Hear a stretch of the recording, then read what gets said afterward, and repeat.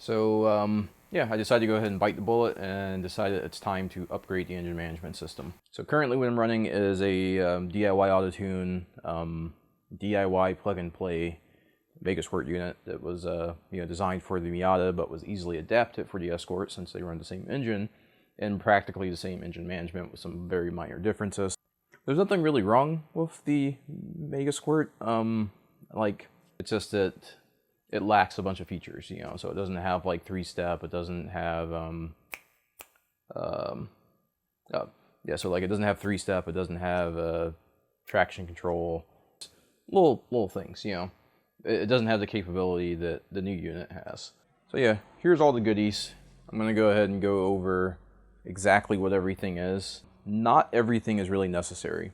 So if you wanted to get into a entry-level FuelTech unit, the one you're going to want to go with is the 450 or the FT 450. You don't necessarily need any of this other than a harness. You're going to need a harness and this guy. That'll set you back about $1,050, So I think the unit's like $999. I didn't pay that much, but anyways. So anyways, Black Friday deals and whatnot. So I kind of got stuff quite a bit cheaper, but a little bit cheaper. But anyways, I'll leave a link to my supplier in the description. So yeah, if you wanted to just get into a standalone engine management system, you can do it with just this and the harness, and it's about, like I said, it's about $1,050. I personally think this is a much better option than something like alright, so I don't want to shit talk DIY out, because this isn't FuelTech versus megasquirt or anything like that. This is just the reason why I decided to go FuelTech over upgrading my megasquirt to a better megasquirt. The one I have is like a pretty bare bones. I think I paid like $450 for it. I had to put it together myself. It did its job, and you probably can't really beat it for how much it cost. I thought about upgrading to like an amp EFI, like Pro or 3 Pro or whatever the hell they call it, and it's about $1,000, but it's just the engine management system. It's just the ECU itself, whereas this is a ECU and it's also a display. It's a digital dash as well as an ECU. So and it's $1,000. It's the same price as amp EFI Pro or megasquirt 3 Pro or whatever the hell they're calling themselves now. I think they're switching over. I don't know. It's still DIY auto-tune, but their pro level stuff is by amp EFI. I don't know if they just changed their name or if it's a new company or what, but whatever. I'm going to stop mentioning them because this is about FuelTech. So anyways, like I said, if you just wanted to get into it, bare minimum entry level stuff, FT 450 and one of their harnesses. This is the 10-foot harness. I think they have them up to like 20 or 30 feet. So if you want to do like an entire engine harness, you could do it that way. I only need the 10-foot harness because I have bulkhead connectors inside the car. So I only need to go from like the dash to the firewall, and then I'm reusing the engine bay harness. I'm going to have to modify it, but for the most part, I'm reusing the engine bay harness. So with all that said, if this is all you need and this is all you need, then what is all this other stuff? So this is the other stuff I got. So I decided to go with their Wideband O2 controller. So this is the Nano, and it's called the Nano because it's very small. It's kind of funny, there's nothing else in the box. There's just this and some screws. So this is their wideband controller, and just a single plug in the back, and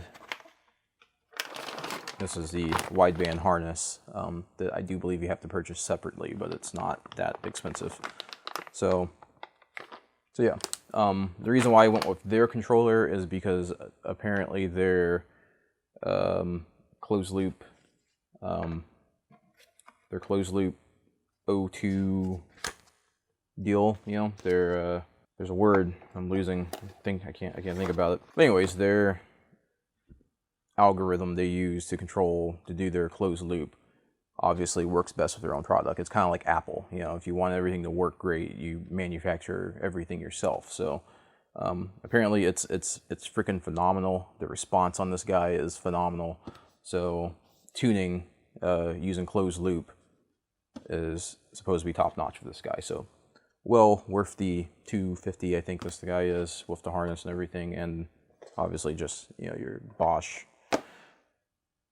deal, your Bosch sensor. So the other thing I got is this guy.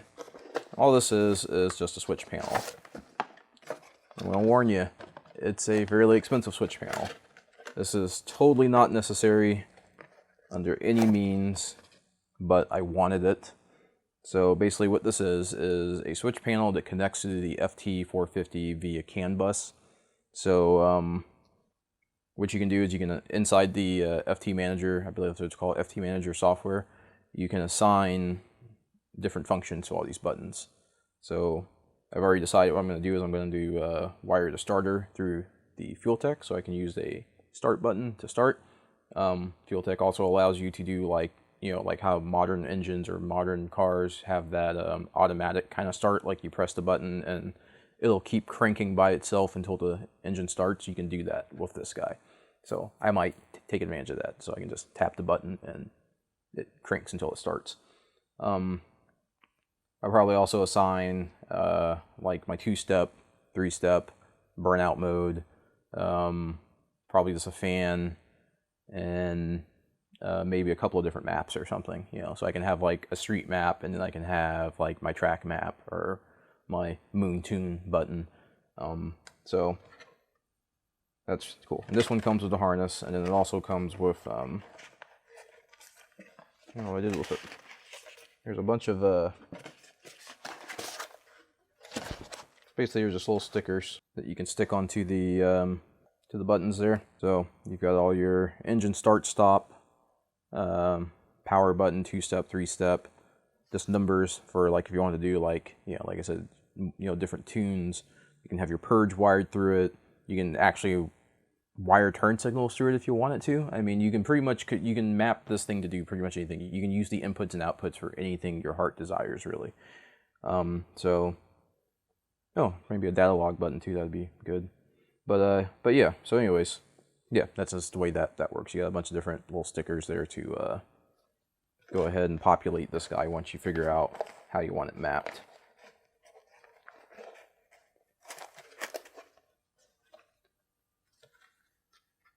And a little, very nice instruction booklet. That's one thing I can't say about the other guys that I previously used, is that, like, you get it, there's no documentation with it. It's all online and whatnot. So it's nice to see actual physical manuals come with stuff. And I know this is, like, stupid, but, like, the packaging for this stuff, it's like, God, it's nice. This is, like, really just, there's a lot to say for presentation, I guess, you know. Make sure my mic was actually working. So this guy, is just a pressure transducer. Very expensive. Not a fan of the fact that these little guys are 125 bucks.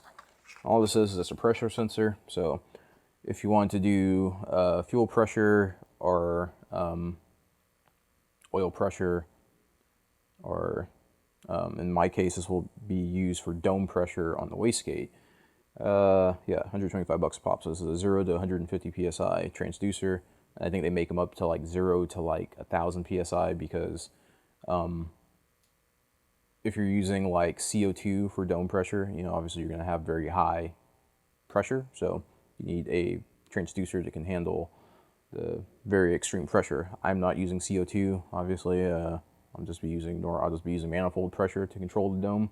But in order to use FuelTech's closed loop boost control algorithm or setup, you have to use a pressure transducer on the dome of the wastegate.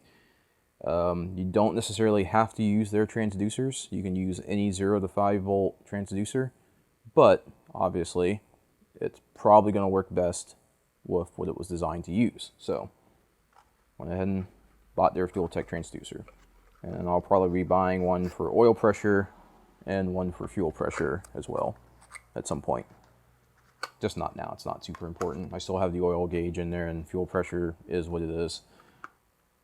So there's that. And I also bought some connectors. I actually bought 3 I bought 3 connectors because I'm going to go ahead and wire up the harness for fuel pressure and oil pressure, even though I don't have the transducers. While I have it apart, I'm going to go ahead, I'm trying to think ahead. I'm going to build the harness for all the future expansion I have planned.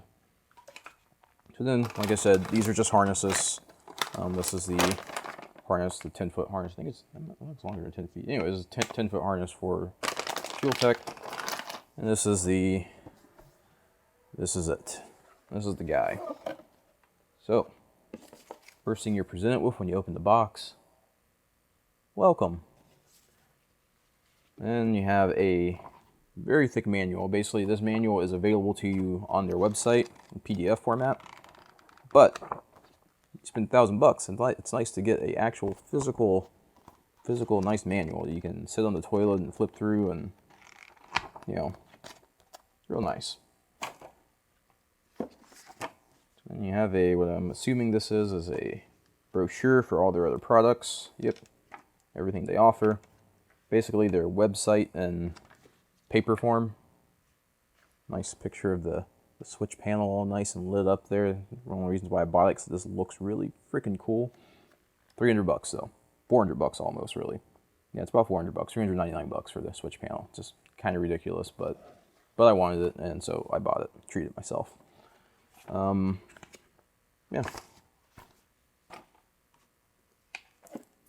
And of course, the best thing, you know, stickers. Got all types of stickers, man. Got a sticker for your helmet. How cool is that? You know. So yeah. Yeah, nice little sticker set. And then yeah, the actual unit right here. Zoom in on that. So this is the FT450. So they have the 450 to 550, the 550 Lite, which doesn't have a display, and then there's a 650, I believe. So then the differences between all of them are more outputs and more functions. So the 450 only has like 7 inputs, I believe, and I can't remember. I want to say it's like 11 outputs, and part of those 7 input, or part of those outputs are going to be injectors and ignition. So keep that in mind. You know, so if you think you're going to have 7 random inputs you can use for, or outputs you can use for whatever, if you're doing wasted spark, 2 of those or 4 of those outputs are going to be assigned to spark and fuel. So, anyways, nice box. Everything's all nice and cut out. There's a nice little bracket in there to mount this guy. Some hardware. I believe that's probably all that's really in there. Oh, there's, what the hell is that? Oh, it comes with wine. Isn't that nice? USB cable. So, inside the box, USB cable to talk to the FuelTech, obviously. And they actually include some nice line to connect to the FuelTech. Because the map sensor is, you know, in the back of the unit. Also, by the way, the map sensor in this guy is like an 8-bar map sensor. It's like freaking ridiculous. So no need to, you know, upgrade to a map daddy or something, you know. It is ready for... So I guess we'll go ahead and crack this guy open. Break the seal. Oh, sorry, a little hole in there. So yeah, that's it. That is the whole thing. That is a single plug in the back, USB port for plugging in your laptop, which you don't need because it's a touchscreen. I mean, you need it, but you know, you can make adjustments through the touchscreen. And then of course your little map sensor there, or a port for your map sensor. But yeah, that's the whole thing. Doesn't weigh a whole lot. It's super lightweight. Mount it right up on your dash. They do go into town on me. They do make different mounts. So if you have, you know, if you want to mount this in some other fashion, so yeah, this will basically bolt into whatever, you know, your dash or however you plan on mounting it, and then this just slides down on top once you get the bolts in there, and then I guess it just sits and chills. So gotta figure that out. But yeah, this isn't going to be like super in-depth or anything. This was just kind of a video for this is what I bought. This is the plan. I'm going to switch over from megasquirt to FuelTech just to have some more advanced features and supposedly a better tuning experience. But yeah, so that will basically be the next build series, I guess, is the process of switching everything over. So basically what I gotta do is go up under the dash, pull everything apart, and just start rewiring. I'm gonna take this opportunity to do some other rewiring. I'm not a huge fan of the way the power layout is, so I bought a fuse box and stuff. I'm gonna be doing basically, I'm just going to be redoing the entire power delivery inside the car. Well, not the entire, but everything related to the engine management is going to be redone. So, but that will be another video. That's it. Till next time.